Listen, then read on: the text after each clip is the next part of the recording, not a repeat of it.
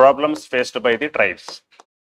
ಭಾರತದಲ್ಲಿ ಬುಡಕಟ್ಟು ಜನರು ಎಷ್ಟೊಂದಿದ್ದಾರೆ, ಬಟ್ ಏನಾಗುತ್ತೆ ಇವರು ಕೂಡ ಎಷ್ಟೊಂದು ಸಮಸ್ಯೆಗಳನ್ನು ಎದುರಿಸ್ತಾ ಇದ್ದಾರೆ.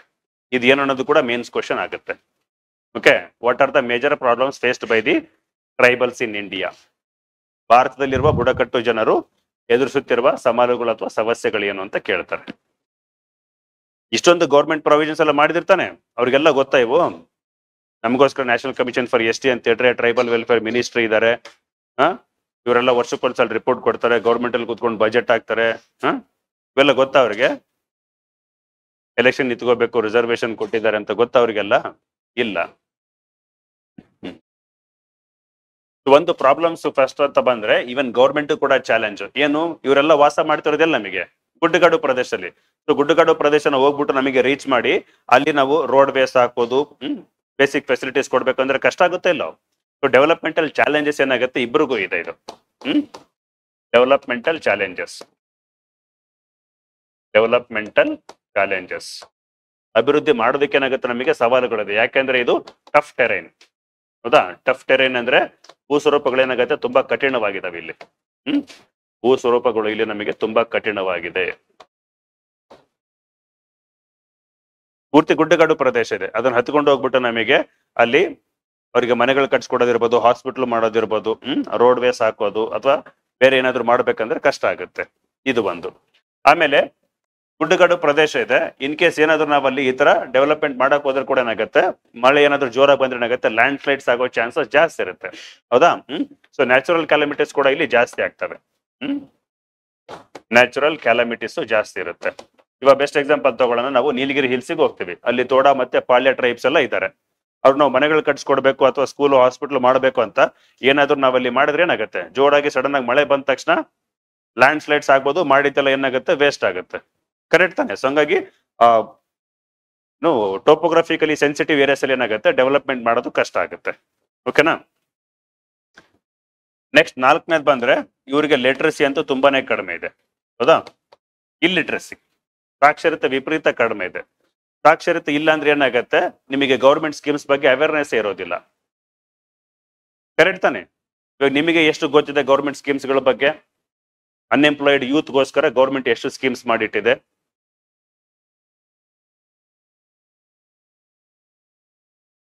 ಅದು ಒಂದು ಸ್ಕೀಮ.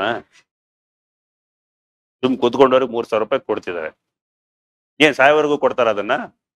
ಮತ್ತೆ ಆ ತರದ್ ಹೇಳಿ, ನೀವು ಡೆವಲಪ್ ಆಗೋದಕ್ಕೆ, ಸರ್ವೈವ್ ಆಗೋದಕ್ಕೆ ಹೇಳ್ತಿಲ್ಲ. ಸ್ಕಿಲ್ ಇಂಡಿಯಾ ಮಿಷನ್ ಇದೆ, ಆಯ್ತು. ಮುದ್ರಾ ಬಗ್ಗೆ ಕೇಳಿದ್ರಾ? ಏನ್ ಮುದ್ರಾ ಅಂದ್ರೆ? ಲೋನ್ ಕೊಡ್ತಾರೆ ಗೊತ್ತು, ಲೋನ್ ಕೊಡೋದಕ್ಕೆ ಮುದ್ರಾ ಇರೋದು. MUDR stands for? ಹೇಳ್ರಿ. Rural development, urban, micro.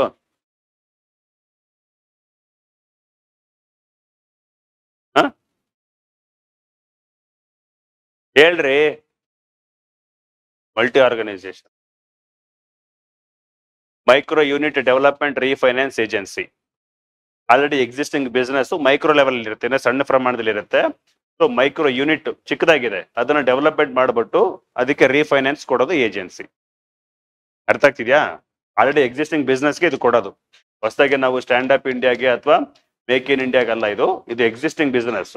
Suppose ಯಾರಾದ್ರೂ ಏನಾಗುತ್ತೆ, ಒಬ್ಬ ಸ್ಟ್ರೀಟ್ ವೆಂಡರ್ ಇರ್ತಾನೆ, ಅವನಿಗೆ ಸೂಪರ್ ಮಾರ್ಕೆಟ್ ಲೆವೆಲ್ಗೆ ಹಾಕ್ಬೇಕು ಅಂತ ಇರುತ್ತೆ. ಅವಾಗ ಅವ್ರಿಗೆ ಲೋನ್ ಕೊಡ್ಬೇಕು ತಾನೆ ನಾವು? ಸ್ಟ್ರೀಟ್ ವೆಂಡರು ಅದು ಸಣ್ಣ ಪ್ರಮಾಣದಲ್ಲಿ ಆಗುತ್ತೆ. ಅದೇ ಅವ್ರು ಏನಾದ್ರು ಸೂಪರ್ ಮಾರ್ಕೆಟ್ ಲೆವೆಲ್ಗೆ ದೊಡ್ಡದಾಗಿ ಹಾಕ್ತೀವಿ ಅಂದ್ರೆ, ಅಥವಾ ಪ್ರಾವಿಷನ್ ಸ್ಟೋರ್ ಇಟ್ಕೊಂಡು ಅವನಿಗೆ ಸೂಪರ್ ಮಾರ್ಕೆಟ್ ಲೆವೆಲ್ಗೆ ಬೆಳೆಯೋದಕ್ಕೆ ಕೊಡೋದು. ಕರೆಕ್ಟ್ ತಾನೆ? ಸೊ ಇದು micro unit development refinance agency. ಇದರಲ್ಲಿ 3 ಲೆವೆಲ್ ಅಲ್ಲಿ ಕೊಡ್ತಾರೆ. ಒಂದು ಶಿಶು ಅಂತ ಬರೀ 50,000 ವರೆಗೂ ಕೊಡೋದು. ನೆಕ್ಸ್ಟ್ ಕಿಶೋರ್ ಅಂತ ಬರುತ್ತೆ, ಇದರಲ್ಲಿ ಏನಿರುತ್ತೆ, more than 50,000 up to 5 lakhs ವರೆಗೂ. ಇನ್ನೊಂದು ಬರುತ್ತೆ ಲಾರ್ಜ್ ಸ್ಕೇಲ್ ಅಲ್ಲಿ, ತರುಣ್ ಅಂತ ಕೊಡ್ತಾರೆ, ಅದು ಮೋರ್ ದೆನ್ 5 lakhs ವರೆಗೂ ಹೋಗುತ್ತೆ. ಅಪ್ ಟು 50 lakhs ವರೆಗೂ ಹೋಗ್ಬೋದು. ಅರ್ಥ ಆಯ್ತಾನೆ? ಇದಿದೆ. ಬಟ್ ಇವೆಲ್ಲ ಇವ್ರಿಗೆ ಗೊತ್ತಾ? ಟ್ರೈಬಲ್ಸ್ ಕೂಡ ಮಾಡ್ತಿರ್ತಾನೆ ವರ್ಕು. ಬ್ಯಾಂಬೂ ಬಿಸ್ನೆಸ್ ಎಷ್ಟೊಂದು ಜನ ಮಾಡ್ತಾರೆ, ಅವ್ರಿಗೆ ಇವೆಲ್ಲ ಸ್ಕೀಮ್ಸ್ ಎಲ್ಲಿ ಗೊತ್ತಿದೆ? ಮತ್ತೆ ನೆಕ್ಸ್ಟ್ ಬಿಟ್ರೆ ಹೈಲಿ ಇಂಟರ್ನಲಿ ಡಿಸ್ಪ್ಲೇಸ್ಡ್ ಇವರೆಲ್ಲ. Okay, highly internally displaced. Government ಏನ್ ಮಾಡುತ್ತೆ, ಪದೇ ಪದೇ ಅಭಿವೃದ್ಧಿ ಹೆಸರು ಹೇಳ್ಕೊಂಡ್ಬಿಟ್ಟು ಏನಾಗುತ್ತೆ, ಅವ್ರು ಇರ್ತಕ್ಕಂಥ ಗುಡ್ಡಗಾಡು ಜಾಗದಲ್ಲಿ ನಾವು ಮೈನಿಂಗ್ ಕೆಲಸ ಮಾಡೋದು, ಇರಿಗೇಷನ್ ಪ್ರಾಜೆಕ್ಟ್ ಹಾಕೋದು, ಏನಾದ್ರು ಮಾಡ್ತಾ ಹೋಗ್ತೀವಿ. ಸೊ ಹಂಗಾಗಿ ಏನಾಗುತ್ತೆ, ಒಂದ್ ಜಾಗದಲ್ಲಿ ಇರೋಕ್ ಬಿಡೋದಿಲ್ಲ, ಬೇರೆ ಕಡೆಗೆ ಹಾಕ್ತಾರೆ. ಬೇರೆ ಕಡೆ ತಗೊಂಡೋಗಿ ಹಾಕ್ದಾಗ ಅವ್ರಿಗೆ ಬೇರೆ ಏನು ಕೆಲಸಗಳನ್ನು ಗೊತ್ತಿರೋದಿಲ್ಲ. ಫಾರೆಸ್ಟ್ ಪ್ರಾಡಕ್ಟ್ಸ್ ನ ಕಲೆಕ್ಟ್ ಮಾಡ್ಕೊಂಡು ಜೀವನ ಮಾಡ್ತಿರ್ತಾರೆ. ಸಡನ್ ಆಗಿ ತಗೊಂಡೋಗ್ಬಿಟ್ಟು ಬೇರೆ ಎಲ್ಲಾದ್ರೂ ಹಾಕಿದ್ರೆ ಐಸೋಲೇಷನ್ ಆಗ್ಬಿಡ್ತಾರೆ ಅವರು. ಅವ್ರ ಗ್ರೂಪ್ ಆಫ್ ಟ್ರೈಬ್ಸ್ ಒಂದೇ ಕಡೆ ಇರಕ್ಕಾಗತ್ತೆ ಅವರಿಗೆ ಇಲ್ಲ. ಸೊ ಲ್ಯಾಂಗ್ವೇಜ್ ಕಮ್ಯುನಿಕೇಶನ್ ಹೋಗುತ್ತೆ. ಇವಾಗ ಅವ್ರು ಯಾರೋ ಬಂದು ಕಟ್ಕರಿ ಟ್ರೈಬ್ ಅಂತ ಹೇಳಿದ್ವಿ, ಮಹಾರಾಷ್ಟ್ರದಲ್ಲಿ ಇದಾರೆ. ಅಲ್ಲಿ ಯಾವ್ದೋ ಒಂದು ಫಾರೆಸ್ಟ್ ಅಲ್ಲಿ ಇರ್ತಾರೆ, ತಗೊಂಬಂದ್ಬಿಟ್ಟು ನೀವ್ ಯಾವ್ದೋ ನಾಗ್ಪುರ್ ರೀಜನಿಗೆ ತಗೊಂಡೋಗಿ ಹಾಕ್ತೀರಾ. ಅಲ್ಲಿ ಇವ್ರ ಭಾಷೆ ಮಾತಾಡೋರು ಯಾರು ಸಿಗ್ತಾರೆ ನಿಮಗೆ? ಅರ್ಥ ಆಯ್ತಾ? 3 ಜನ ಸೇರ್ಸ್ಕೊಂತಾರ ಅವ್ರನ್ನ? ಇಲ್ಲ. ಸೊ ಹಂಗಾಗಿ ಏನಾಗುತ್ತೆ, ಸೊಸೈಟಿ ಕೂಡ ಇವ್ರನ್ನ ಸೇರ್ಸ್ಕೊಡಲ್ಲ. ಸೊ ಇದು ಸೋಷಿಯಲ್ ಐಸೋಲೇಷನ್.